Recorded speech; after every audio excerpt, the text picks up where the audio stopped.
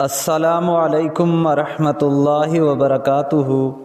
معزز خواتین و حضرات، آج ہم آپ کے سامنے ایسے کلمات لائے ہیں جو بہت مختصر کلمے ہیں، جامع کلمے ہیں، زبان سے بہت آسانی سے ادا ہو جاتے ہیں، لیکن اعمال کے حساب سے بہت بھاری ہے۔ حضرت مالک بن انس رضی اللہ تعالی عنہ روایت کرتے ہیں کہ جو شخص روزانہ 100 مرتبہ یہ کلمات پڑھے گا تو یہ کلمات اس کے لیے فقر اور فاقہ سے حفاظت کا ذریعہ اور قبر کی وحشت اور تنہائی میں سکون کا سبب بنیں گے، اور ان کلمات کی برکت سے پڑھنے والا مالداری حاصل کرے گا، یعنی بہت بڑا مالدار ہو جائے گا، اور قیامت کے دن ان کلمات کی برکت سے جنت کے دروازے پر دستک دے گا۔